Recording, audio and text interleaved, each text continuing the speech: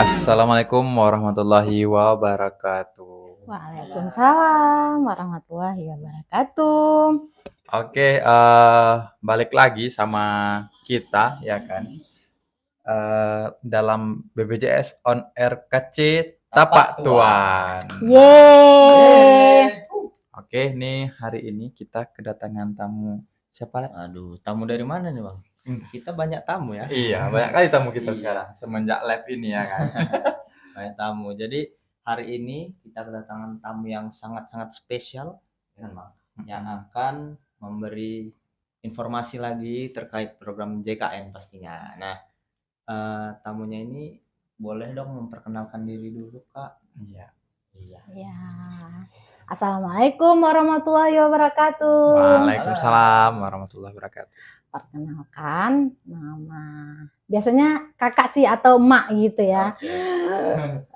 Aton Husaini dipanggil dengan Mak Aini, sama kakak Aini, sama Kak Aton gimana yang enaknya aja. Oke. Jadi untuk saat ini bekerja di bagian PMU penjaminan manfaat dan utilisasi sebagai staf administrasi klaim. Jadi seperti itu perkenalan singkatnya. Oke, gitu ya teman-teman. Nanti boleh pertanyaannya nyebutkan Mak Aini tanya dong. Gitu kan. Tanya sama Mak Aini. Ya, nanti dibantu jawab sama Mak Aini atau Kak Atun dan kita bantu juga semuanya. Pertanyaannya insya Allah terjawab ya. Amin. Oke, sebelum kita masuk ke tema utamanya nih Kak, ya kan. Jadi kebetulan BPJS Tapak Tuan ini kan di wilayah kerjanya atau di Provinsi Aceh. Nah, kan gitu. Nah, untuk BPJS sendiri di Aceh ada namanya JKA ya kan. Ada Jaminan Kesehatan Aceh. Nah, boleh Kak Atun dijelaskan sedikit biar teman-teman tahu ya. Apa sih JKA itu atau Jaminan Kesehatan Aceh itu? Boleh Kak Atun dijelaskan sedikit? Jadi JKA itu jaminan untuk masyarakat Aceh. Jadi untuk saat ini kalau tidak ada JKRA, jadi sebenarnya untuk Aceh itu otomatis sudah di cover gitu untuk dari pemerintah Aceh. Jadi udah otomatis sebagai warga Aceh udah otomatis sudah menjadi kepesertaan JKA. Jadi jaminan kesehatan Aceh. Jadi manfaatnya itu sangat banyak ya gitu. Salah satunya kalau kita sakit misalnya, jadi kalau kita berobat itu tidak ada biaya sama sekali yang ditimbulkan. Gratis loh gitu. Jadi bagi yang sakit gitu, dulunya itu mungkin memakai obat-obatan seperti tradisional, daun-daunan. Jadi sekarang itu sudah tidak mempan pada zaman sekarang. Jadi datang aja ke fasilitas kesehatan itu gratis seperti itu. Iya, gitu ya teman-teman. Khusus masyarakat Aceh yang memiliki KTP dan KK Aceh. Ya, jadi kalau memang teman-teman khususnya warga Aceh sakit nih, ya kan? Seperti dibilang tadi, jangan pakai daun-daun lagi. Iya, kata Mak ini jangan pakai daun-daun lagi. Ya, silakan datang. Karena juga penyakit udah bermutasi ya, Kak. Jadi silakan datang ke fasilitas kesehatan tingkat pertama, puskesmas ataupun klinik yang bekerja sama dengan BPJS Kesehatan. Karena JKA itu juga di bawah naungan BPJS Kesehatan gitu. Jadi sama ya, nanti jangan teman-teman anggapnya oh beda nih JKA sama BPJS. Sama sebenarnya peruntukannya. Oke, gitu ya. Perkenalan singkat ya dari Mak Aini tadi ya. Oke. Kak, langsung ada pertanyaan nih, Kak. Tapi kayaknya ini keluar dari konten sedikit. Ya, kita tentang rujukan ya, teman-teman. Hari ini bahasnya. Ini pertanyaan dari Tri Diver. Ya. Sebelum nikah, istri saya ikut PBI sama orang tuanya. Sekarang sudah pisah kakak. Mau apa? Mau merubah data. Apakah nanti istri saya tetap PBI atau mandiri ikut saya? Nah, ini gimana tuh, Kak?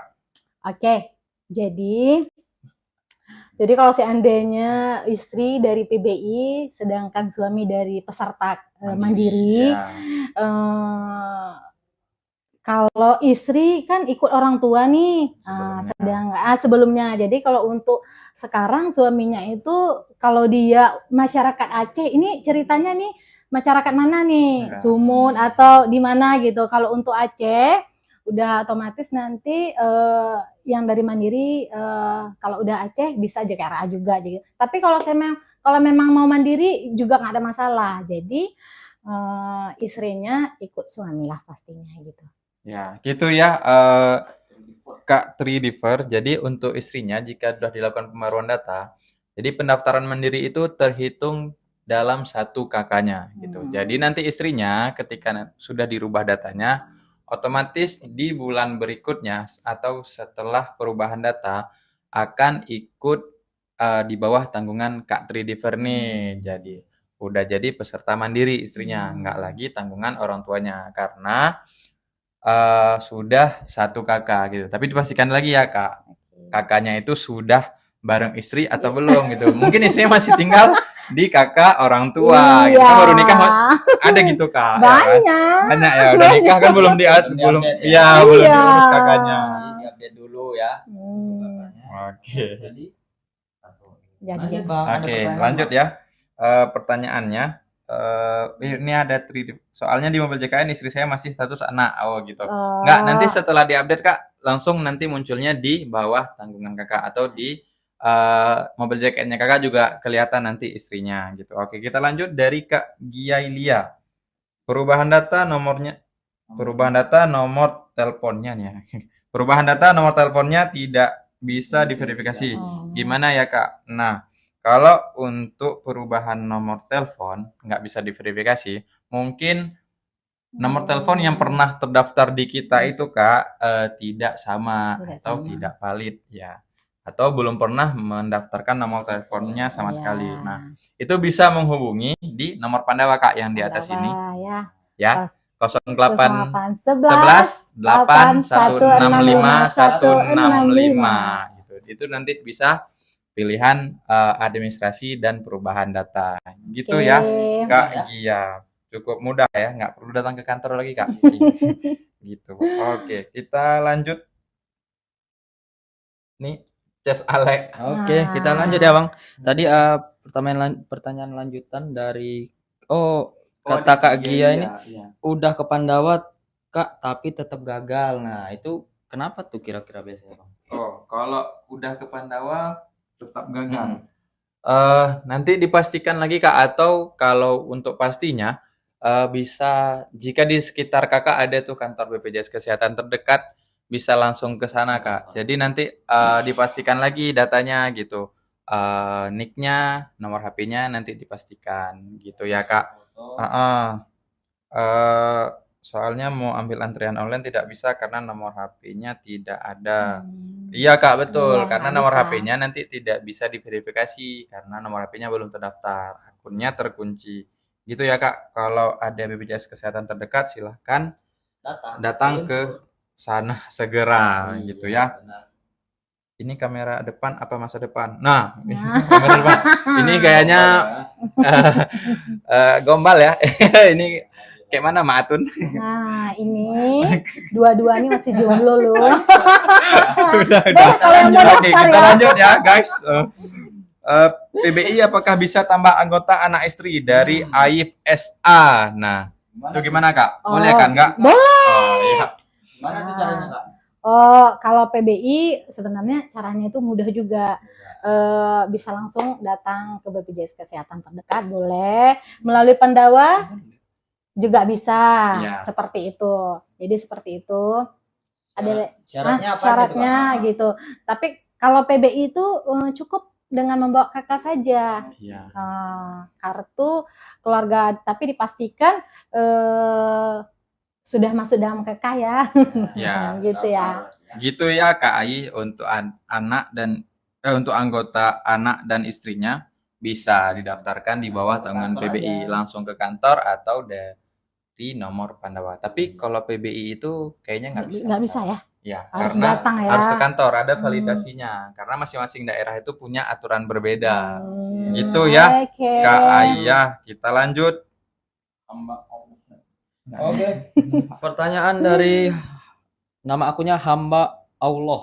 Iya. Saya pernah masuk Kayak sedekah PBI. ya.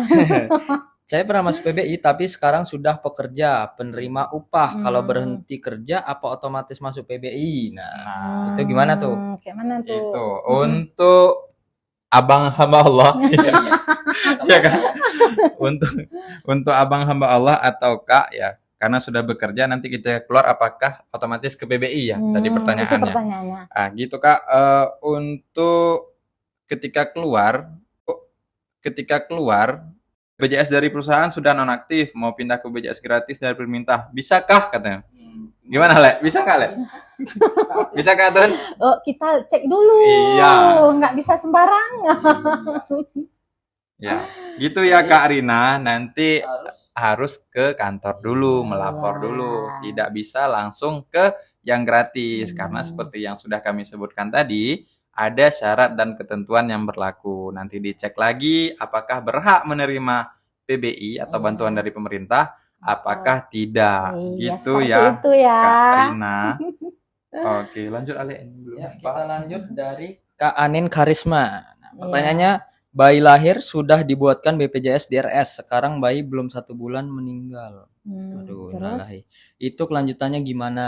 Gimana itu Kak Atun untuk kejadian seperti ini Kak? Oh ya, jadi kalau untuk pesertanya sudah terdaftar, jadi tiba-tiba seperti yang diceritakan tadi meninggal dunia, itu sebenarnya lapor ke kita nanti untuk kita nonaktifkan. Seperti itu saja sih gitu. Jadi harus dilakukan pelaporan ya Kak? Pelaporan ke rumah sakit juga boleh atau langsung ke kantor BPJS. Iya, seperti itu ya Seperti untuk itu. Kak Ainin gitu.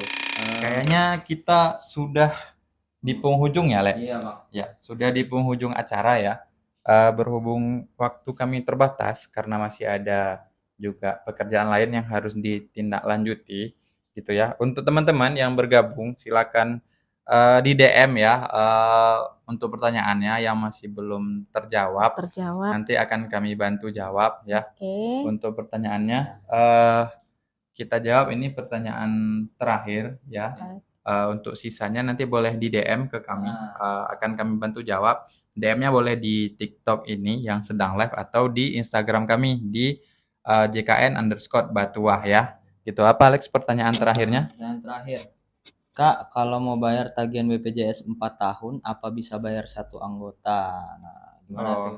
Itu untuk tunggakan nih kayaknya yang 4 tahun ya. Iya, kayaknya. Nah, di BPJS Kesehatan Kak, kalaupun menunggaknya selama 4 tahun, itu yang terhitung hanya 2 tahun saja atau 24 bulan. Jadi untuk pembayarannya apakah bisa satu anggota saja?